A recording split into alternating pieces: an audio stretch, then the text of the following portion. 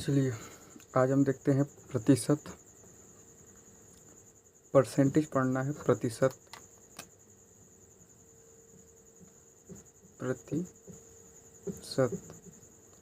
प्रतिशत होता क्या है? जो प्रतिशत का प्रतीक होता है ये होता है परसेंटेज। प्रतिशत का मतलब होता है किसी भी चीज को 100 भागों में बांट देना। किसी भी आंकिक मान हो या कोई भी चीज हो, किसी भी आंकिक मान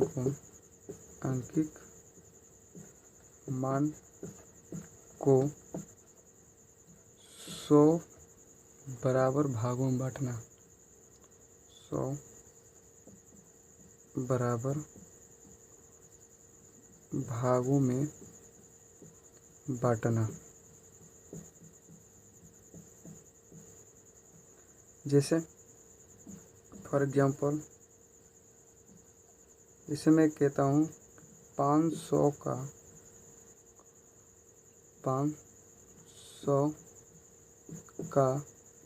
30% बताइए। 500 का 30%। पहले तो हम ये चेक करेंगे, अगर 500 है, ये आंकिक मान 500 है, तो इसको 100 बराबर भागों में बांटेंगे। तो 100 बराबर भाग में बांट देंगे तो एक भाग में कितना आ गया? 5। इसका मतलब क्या हुआ कि 1% में 1% जो है किसके बराबर हो गया? 5 रुपये के बराबर हो गया। 5 के बराबर हो गया। तो पूछा गया है 30% का। तो जब 1% की वैल्यू 30 है तो 30% की वैल्यू 1% की वैल्यू 5 है, तो 30% की वैल्यू कितनी हो जाएगी? 150। ठीक है। ठीक इसी प्रकार और देखिए, जैसे 300 का 20% ज्ञात करें। तो कैसे करेंगे? पहले तो हम 1% निकालेंगे। तो अगर ये कोई भी चीज़ अपने आप में 100% होती है, अगर ये 300 अपने आप में 100% है तो 1% की वैल्यू कितनी हो जाएगी? ये हो जाएगा 3 रुपये। भाग कर देंगे, डिवाइड कर देंगे 100 से, तो 1% की वैल्यू आ गई। अगर 1% की वैल्यू 3 है तो 20% की याद करना है, तो इधर भी 20 से मल्टीप्लाई करना पड़ेगा और इधर भी 20 से मल्टीप्लाई करना पड़ेगा। तो ये हो जाएगा 20% और ये हो जाएगा 3 × 20 = 60।